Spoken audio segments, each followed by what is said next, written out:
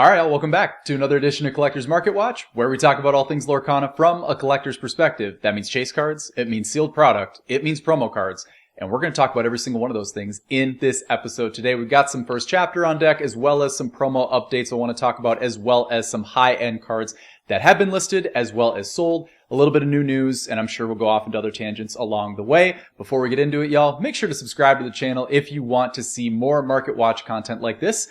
We upload every Tuesday. And with all that out of the way, let's dive right into the market. And we're going to actually start where a lot of times I like to start is in the Discord. Shout out AVN, my absolute GOAT, for once again providing some fantastic new news into the court. I believe this was updated as of today, so that means at time of this recording, probably a few hours before you're going to end up seeing it on the Tuesday Market Watch. But it does look like they're going to continue the theme of the collector starter set within Winterspell, which is the set that's coming out in February. We do have Stitch on the cover of what looks to be yet another binder. I know that we're probably all a little bit in binder fatigue, but we're just going to have to deal with it. They're fantastic arts, and you know what? To each their own. Everybody might want a little bit of something different, right? We got a couple of different binders that have come out the last couple of weeks with the bundles and things like that, as well as collection starter set binder that we saw with Mickey BLT, the alternate art and stuff like that. Hey, look, to each their own.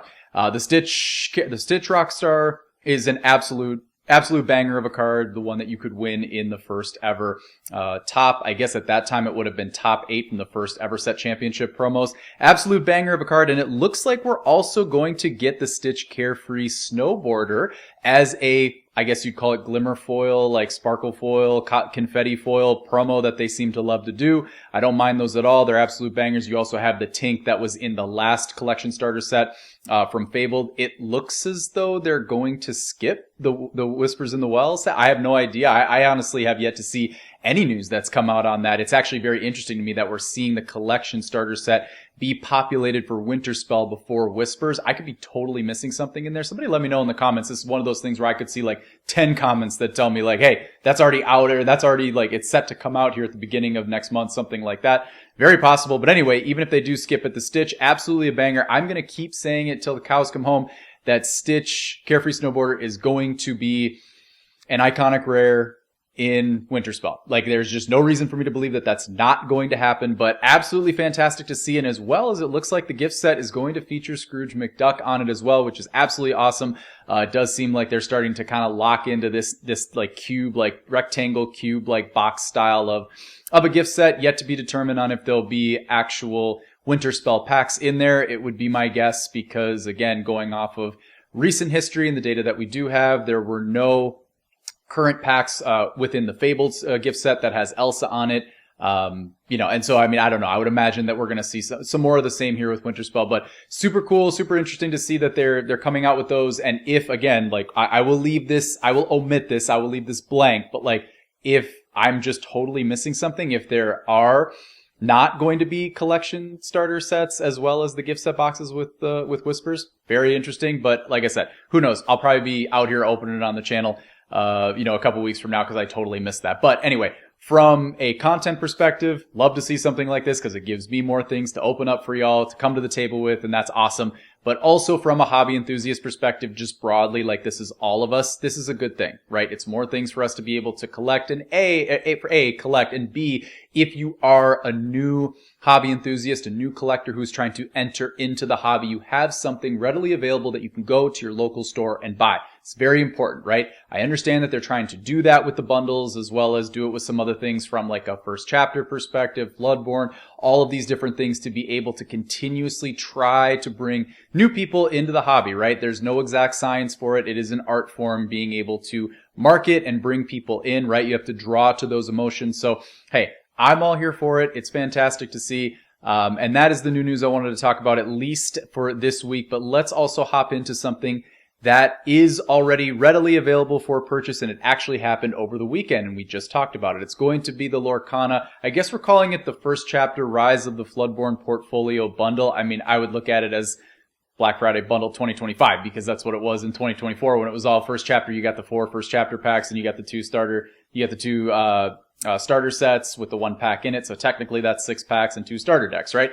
They kind of rolled it back this year, did another thing, and, sent some of those out into Target for the Friday after Thanksgiving for this year within North America. So very cool to see it.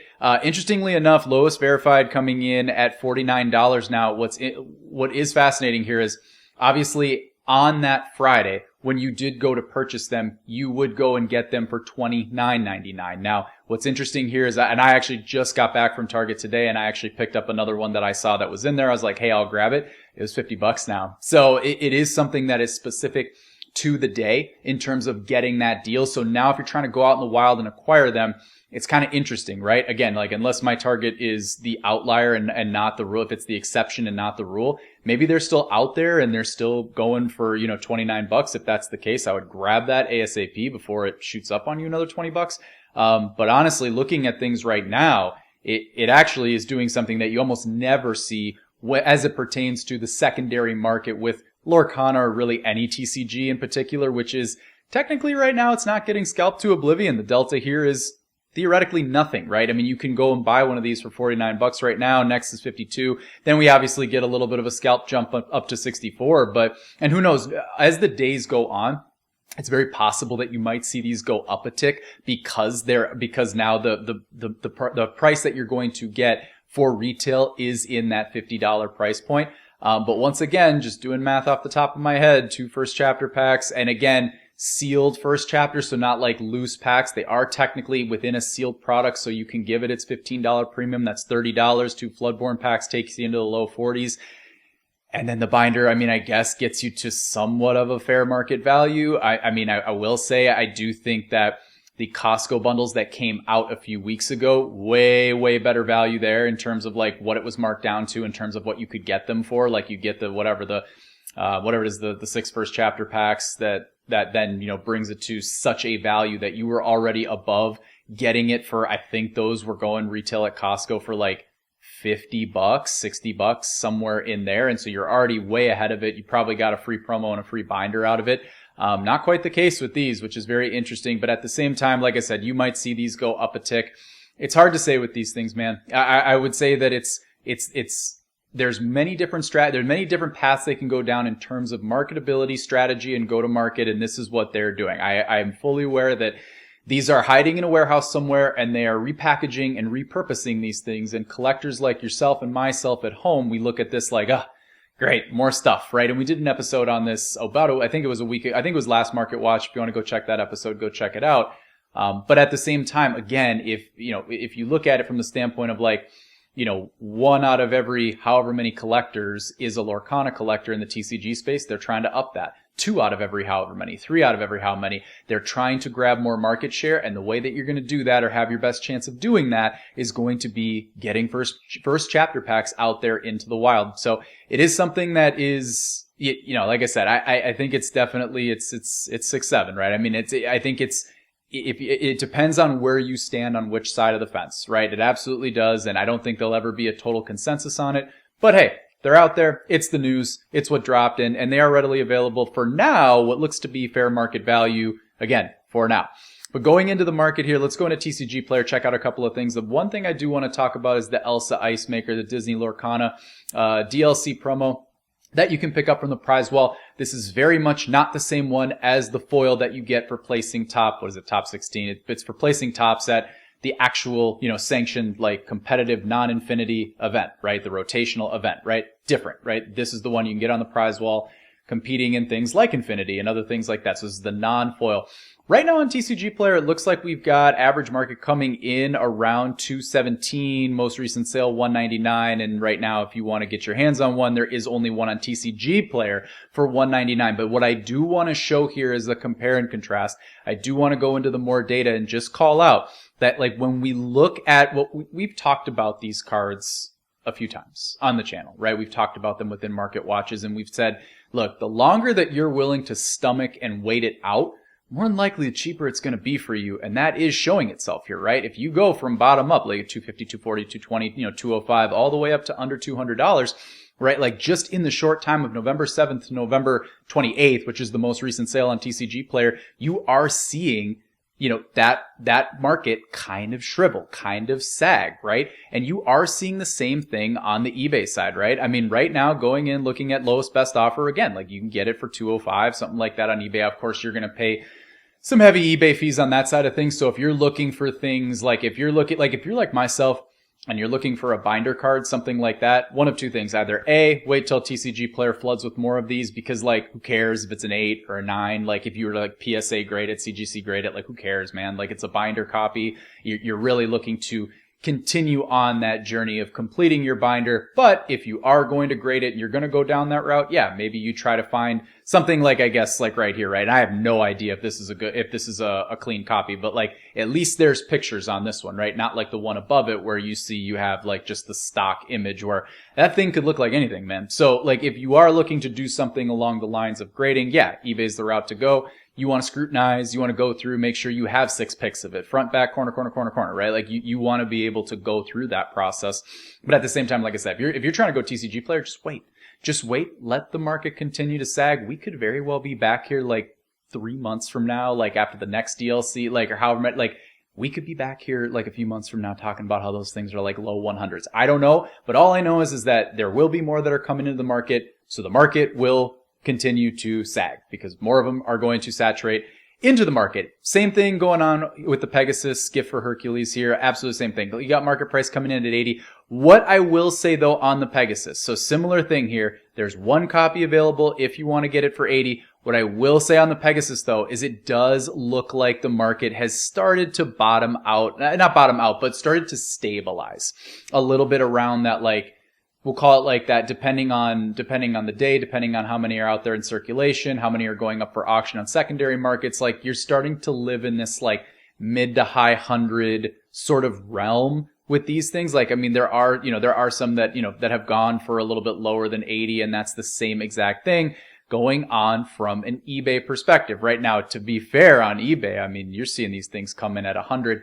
I think that's a similar price point as what we've seen as we've talked about them in the past. I do think that they were maybe a little bit more like in the 110, 120 range. So theoretically, from a percentage standpoint, like the Elsa going from like a 250 to a 200, and then the Pegasus going from like a 120 to a 100, like not exact same, but like similar when you talk about that like discount and like how the price has come down a little bit. So once again, you are seeing the Pegasuses come down, but it's the same exact look and feel with the Elsa, man. Like, I mean, just give these time. Again, like, you're starting to deal within a price point here that, like, look, if you want to grab your copy, just grab your copy. Like, you don't, I mean, like, if $20 isn't a big deal to you, like, if these, if eBay copies are going to go down to 80 in a few months, and who knows, maybe even 50, maybe $50 isn't a big deal to you. That is of course up to your, the way that, your journey and the way that you perceive, the way you perceive sort of budgeting in the market and bringing those two things together to creating a collection. But it's the same thing as the Elsa. Like, just wait, right? Now, I also will say the Elsa Ice Maker, I did take like a quick pop into eBay and just checking it from the foil perspective. It looks like they're still floating around like high teens, like low 2000s. I do think, like, again, that's like such a smaller subset of the market, right? I mean, those out there who I'm talking to right now, 100, 200, 50, like those types of price points, those are a little bit more doable for all of us, like including myself. Like, do I have 2 G's to go chuck at an Elsa Ice Maker right now? Probably not, right? But at the same time, like, these are ones where it's like you can maybe kind of, go grab one right now, or if you're like, I don't know if I can, flip 100, like maybe go sell something on TCG Player, go trade for one. Like, that's something that you're going to see, like, if you go out in the wild and people in the space, especially if you're a player and you're a competitive player, others in that ecosystem, like, you're going to be able to go and like maybe talk to those people, like anybody who's been to a DLC, like anybody who went to Milwaukee this year, right? I mean, if you're in Europe, anybody who went to Bologna this year, right? Like, you're going to be able to maybe be like, hey, do you have a copy, right? So it's very possible. Also, those are the kind of things that float around on, like local game stores and stuff like that. They're out there, man. They're out there. So a little bit easier to acquire those, but I do think that the higher, like the Elsa foil, the Simba foil, like those, like, I do think you're going to see that same sag with those. And I don't think that they're going to be as expensive as, say, like the DLC season 1 that we had last year to talk about the Rapunzel gifted with healing and stuff like that. All a different tangent that we'll probably save for another day, but just know that again, they're out there and you have the ability to get them.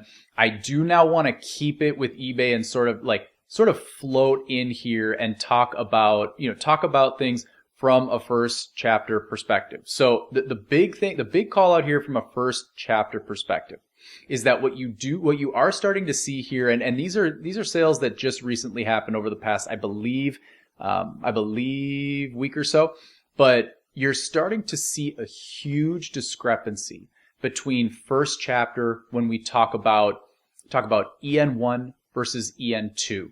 And what I mean by that is, as we go in here and look at this first chapter box, which is EN2, and we're going to talk about how we see that, right? So first thing we go in and we go to the back of the box, we're going to scroll in here and we're going to see this little guy right here that is upside down, but you can pause the screen and check. It is EN02, right? So that lets you know that is the second print run of the first chapter. I'm sure many of you already know this, but at the same time, there are some who don't, and there is a very large discrepancy between the two, and now we are seeing that in the market, right? So the EN01 box, or the EN02 box, just sold on eBay for $300. As we know, average market price for, like on TCG Player, etc., for first chapter box, we went over this a week ago. I mean, they're going for like in the 300 range. Like I'd say like 350-ish is kind of like your listed median point for first chapter right now. And so this is going, maybe someone just like snuck in a good deal. It's very possible, like, hey, good for you. Not too far off from a delta perspective from what's going out there for first chapter, on like a TCG Player, and first chapter like on eBay. However, we're going to go here now. We're going to go to the EN01 box. Obviously, first thing that you see is a massive discrepancy here. So an EN01 box just sold for $650. Now we go in here and look, and let's see if I can fan through here, scroll in and grab the EN01. So really what's interesting here is not the EN02 box. I really did that just to be able to give you the compare, the contrast, and throw both of those up on screen for you so you can at least see the discrepancy. I mean, bro, that's a $350 discrepancy between EN01 and EN02. So again, remember as we break this down, right? So when you have a sealed first chapter item of any kind, you are able to, if you want to, you're able to decipher if it is EN01 or EN02. If I were to open this box right here, rip it open, take a pack, look at the pack, it's going to say EN01 on it, same thing as the box, right? You strip it down even further. You start opening up the playing cards within each pack, right? That's the point where it doesn't matter what it is, right? So it very much draws a fork in the road and it draws a line in the sand between who you are as a collector. If you are someone who is thinking to themselves, like, I want to get as much Elsa Spirit of Winter exposure as I possibly can in my portfolio. Like if you're someone who's like, I believe that this card is going to pop in the years to come. It's stabilized in that $1,500 price point as of now in PSA 10. Floating up and down, market goes up and down, Lorcana sentiment, positive, negative, everything in between. If you are someone who believes that it will be here to stay, yeah, I mean, Elsa Spirit of Winter, like PSA 10, that's a great asset, man. That's a great asset to have in your portfolio, having however many of them, 5, 10, however many. That's a great asset. However, this conversation is not for you. If you are somebody who is a sealed collector and you are a first chapter sealed collector, this conversation is for you. Because where I do see an opportunity here with these EN01 boxes is I do see the opportunity where you're going to have collector enthusiasts come in who I'll call them drive-by collector enthusiasts. Now, if you're ever somebody who's like dabbled in a TCG, it doesn't just mean you're a drive-by collector. It very much could mean that you have an affinity for it, right? Like I have a ton of different collectibles that, they mean something to my nostalgia. They represent something to my past. But maybe I don't live and breathe for collecting them the same way I do for Lorcana. Perfect example. Like I've got a couple of like basketball shoes like from way back, like Jordans from way back in the day that I bought at a shoe convention one time. I just thought they were cool. Does that make me a hardcore shoe collector? No, it does not. But you know what? I played sports back in the day. I love watching sports. Who doesn't love Michael Jordan if you're into that kind of thing? So yeah, like cool. That means something to me, right? Like great.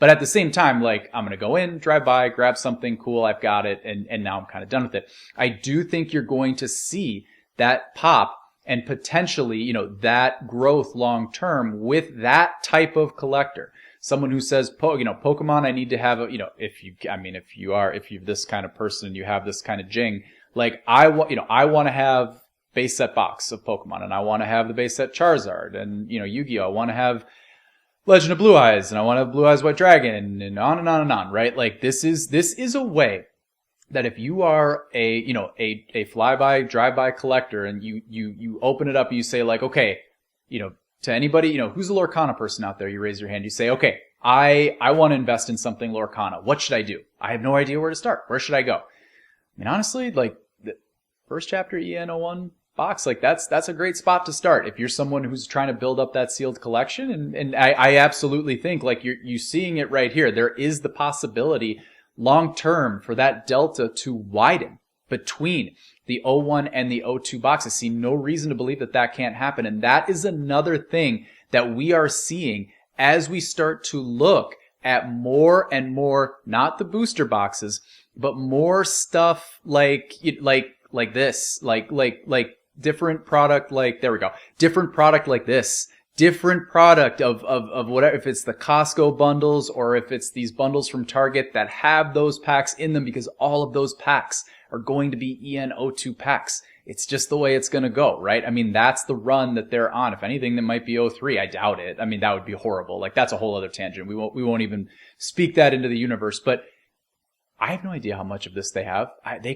We could be doing this for years. I have no idea, right? But like, it stands to reason they're going to continue to be 02 packs, which is going to flood the 02 market. The 01 market, it will remain stagnant with the same amount of product that was out there before the first EN02 products came out. So I think it's more than fair to think that there could be a very big potential market for that long term. Again, if you're a believer, right? Of course. If you're someone who's listening to this and you just kind of popped in and you're like, Lorcana ain't going to work out. Okay, well then this, of course that's a whole different conversation. But for those of you who are believers and you do believe that it's going to be here for a long term, that's absolutely a potential market that, like, you think about like a box of that long term, that delta can continuously stretch from the EN01 box to the EN02 box. So it will be very interesting to see what happens there. The last thing I want to talk about before we get out of here, I do want to talk about the fact that we did have a most recent sale of Ethereal Voice that just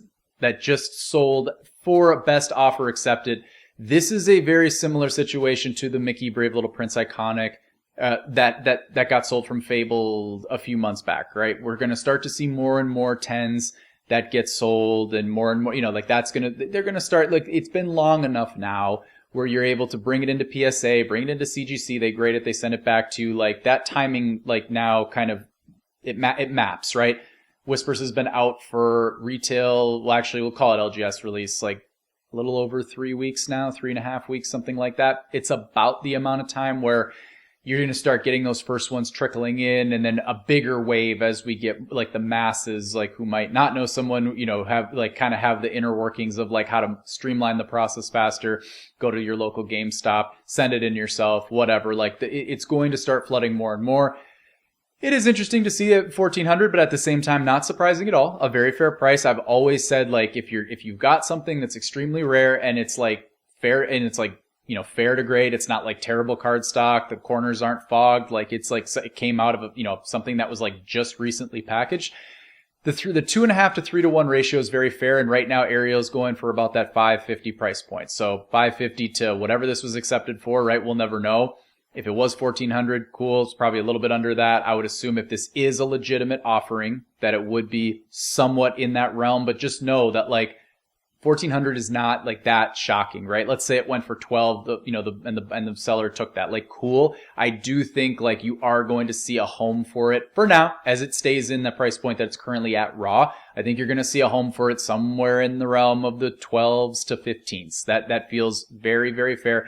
Here's another offering, same exact seller, going for $1,600. This one is actually live right now. And yes, even though it is the same seller, it is a difference. You do see you have the number here, 377. And then we go back here and you see that we have 379. So they are absolutely different.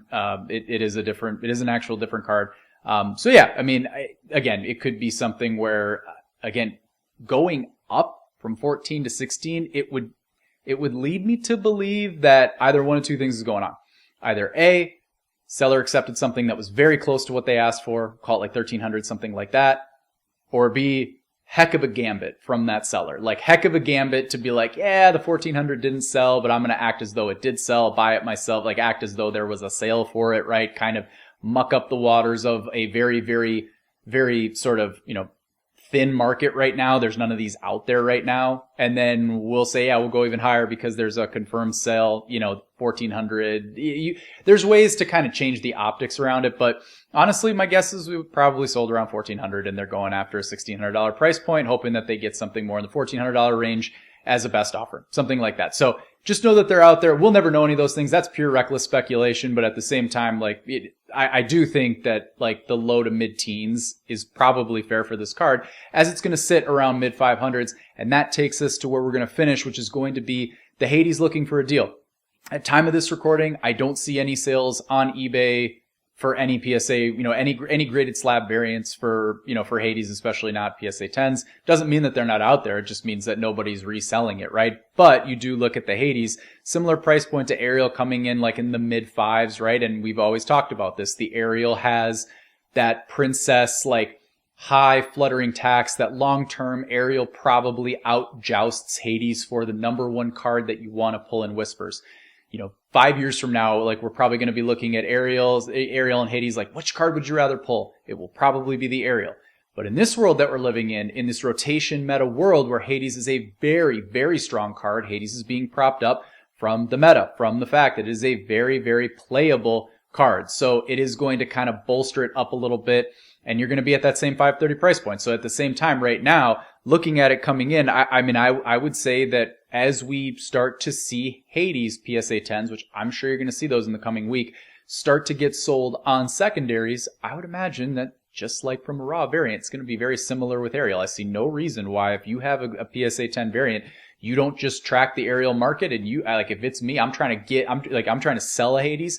I'm trying to sell a Hades for exactly what Ariel's going for right now. If I can get, whatever, again, time of this recording, I'm working off of like 1 or 2 sales. And we don't even know if those are for real, right? We're living in that like small, like week, like 1 week-ish, 2 week-ish bridge period.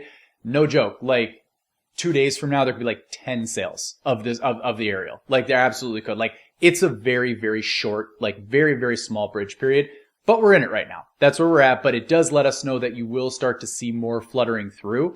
But again, like if I'm seeing that and I see more and more Ariels, like let's say it's Wednesday or Thursday of this week and you start to see Ariels going for 1,200, 1,300, something like that. Maybe not 14 to 16. It's a little bit like, honestly, I'm trying to get off that Hades for whatever Ariel's going for right now. Long term, you are probably selling, like, if you look at the meta, at like the rotational meta for Whispers as its own variable, like as its own point in time, probably the peak. Like you're probably selling it at the peak. The set is brand new. It's the contemporary set. It's meta relevant. Like, bam, get off of it for what Ariel's worth. That's what I'll be thinking. So it's probably what the sellers are going to be thinking as well, but it'll be super interesting to see what that sells for. And I'm sure we're going to have sales hopefully at time of next Market Watch. We'll probably talk about it then. But y'all, it's going to do it for this week's edition of Collectors Market Watch. Be sure to like, comment, subscribe to the channel, and we'll see y'all on the other side.